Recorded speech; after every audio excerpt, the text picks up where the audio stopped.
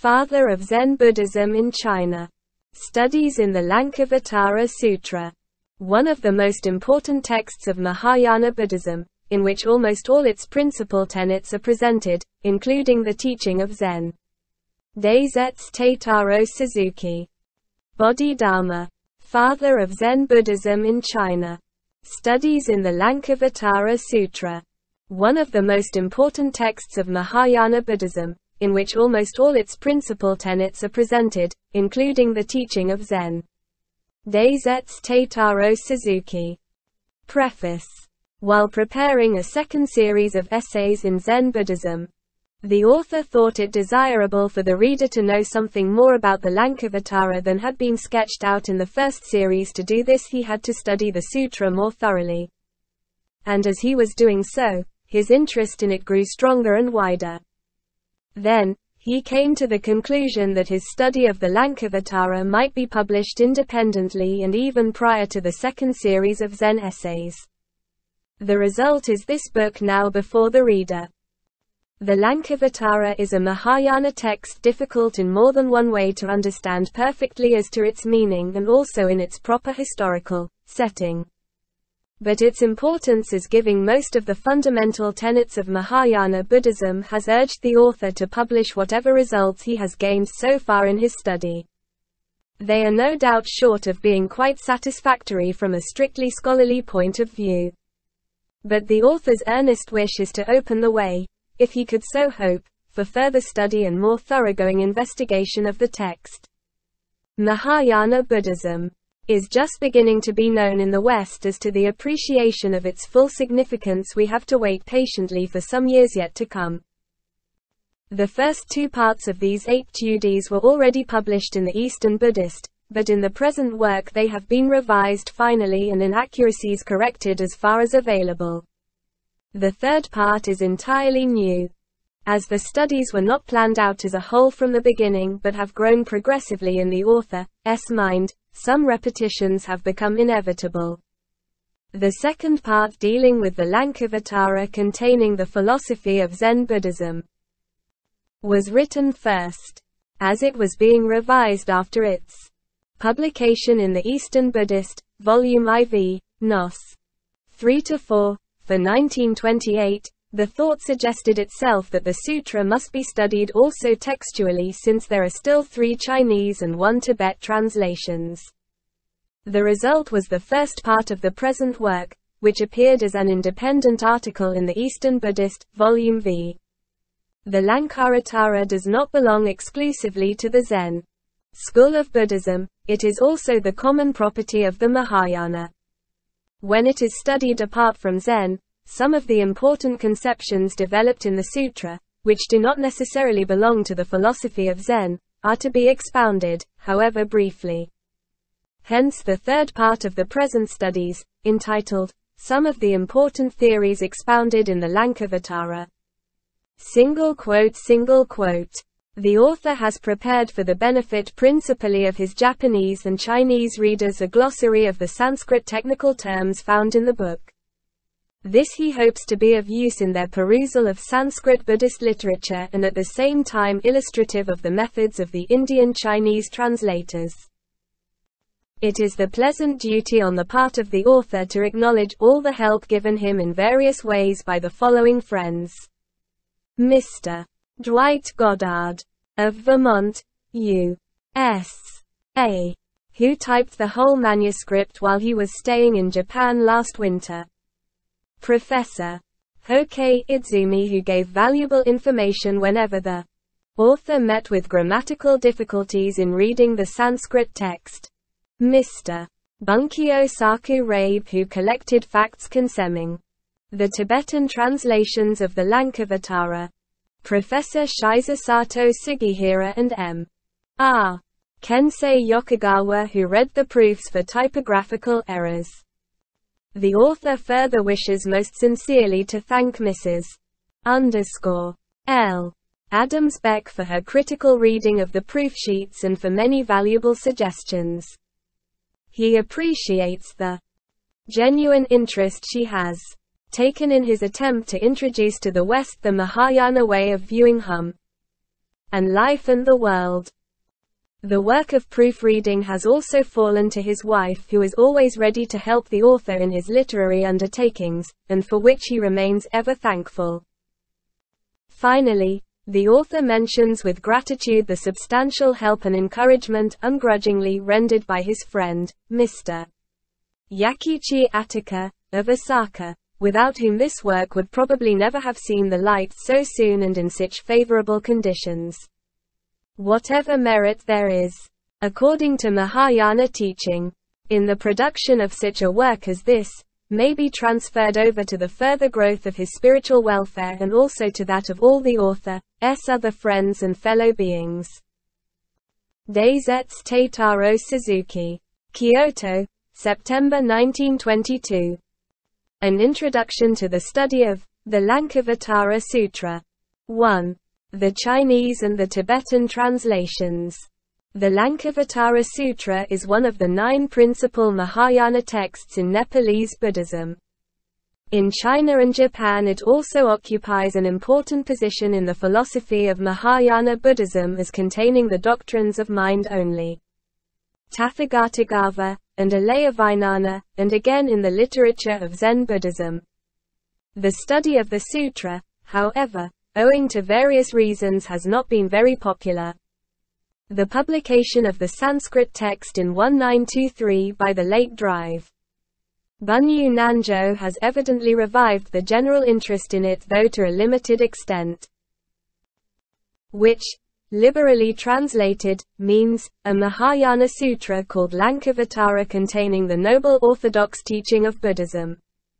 Lankavatara literally is, entering into Larika, while Lanka is one of the islands in the south of India. It is popularly identified with Ceylon, but scholars are not quite certain about it. Entering, probably refers to the Buddha's coming over to the island.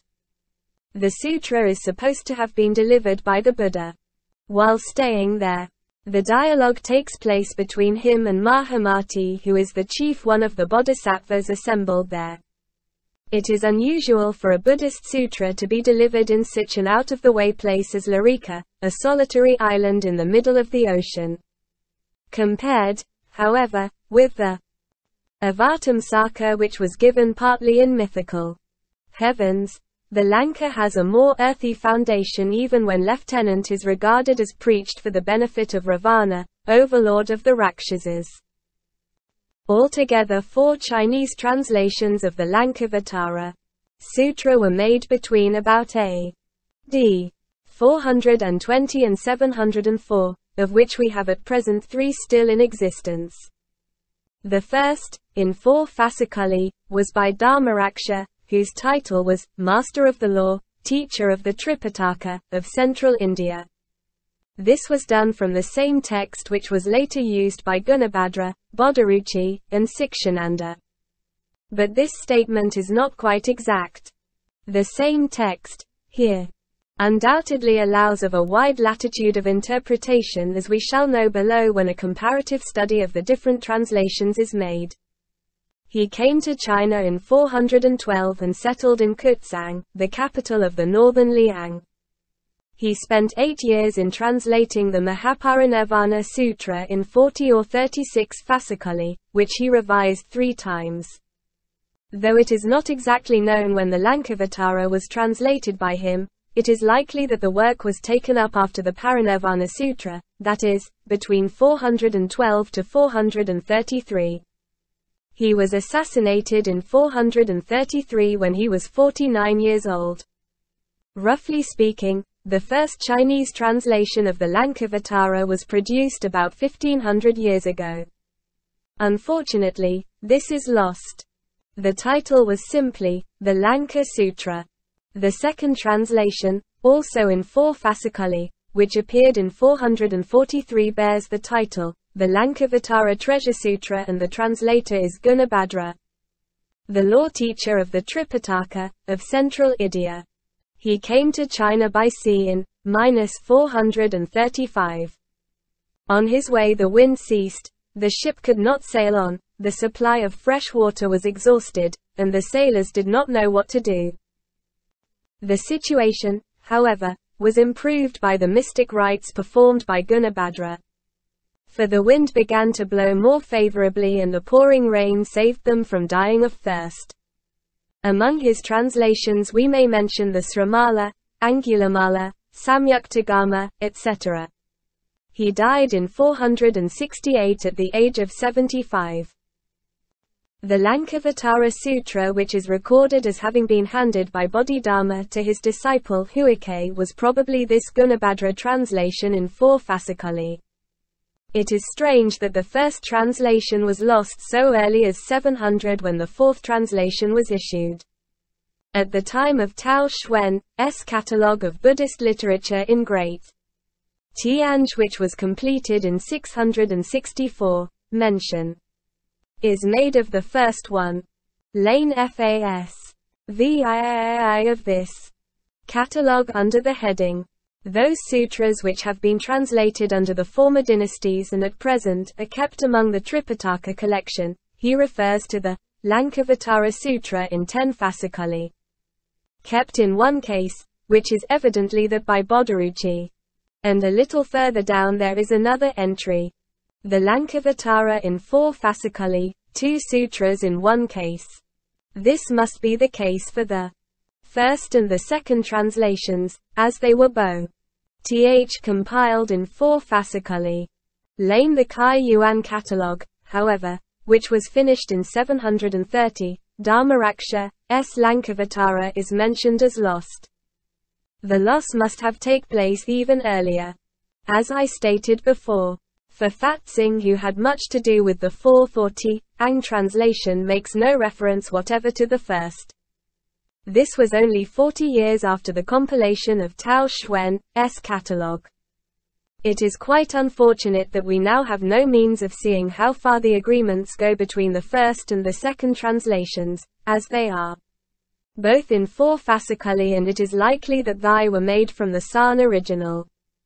Fa Sang criticizes the second translation as being not quite good as a translation, for it retains to some extent the original Sanskrit diction, which puzzles even the intelligent Chinese reader adequately to understand the text.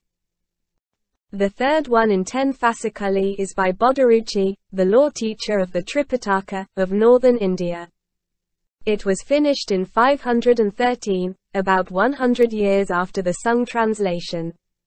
Fa Sang's remarks are, although this translation is fuller than the preceding one, the original meaning is not fully expressed and errors are more apt to creep in. This may be true to a certain extent, but as we now have no original text of this third, or way, translation, there is no way of verifying this criticism of Fatsing. There are, however, some points in it which are in better agreement with the Nanzhou edition than with the others. It may not be quite fair to say that Bodhiruchi put in his own words to help the reading of the text. The fact may be, perhaps, that his original was largely mixed with gloss and that he was not discriminating enough to reject it as such. This fact partly shows that the Lankavatara Sutra, being a difficult text to understand, not only textually but doctrinally as well, was already in bad condition from a literary point of view when it was brought into China by these early Indian missionaries. The 4th Chinese translation, entitled the Mahayana Lankavatara Sutra in 7 fasciculi, was produced in 700 to 704, and the chief translator was Sikshānanda. More details are known of this translation than of all the preceding ones as regards circumstances and persons concerned. The preface by the Empress Setian Wu Hao tells how it came to be translated once more by Sikshānanda and others. And, moreover, Fa Sang, who was one of the Chinese scholars who were engaged in revising the translation by Sikshānanda, wrote a sort of commentary introduction in which is given not only an analytical resume of the Lankavatara Sutra, but a full account of the work itself. The following is quoted from the book whose Chinese title, with regard to the translation, The 4 Fasciculi 1, was done by Gajabhadra, master of the Tripitaka, of India, at of Sung. Pao Yun the monk took down the master's dictation and Hui Quan put it into writing. The 10 fasciculi 1 was done toward the end of Wei by Bodaruji, master of the Tripitaka, of India, who was engaged in the work at Yungneng Shui. As to the present one, that is, the 7 fasciculi 1, Sikshananda, master of the Tripitaka, of Yutian, is the translator, who, after finishing the translation of the Avatamsaka at Fosho Chi Shui, of the eastern city, in the first year of Chu Shi, was ordered by the Empress to Ian to take up once more the task of translating the Lankavatara. Before the work was completed, Sikshananda returned to the capital and was given residence at the Chin Anshui.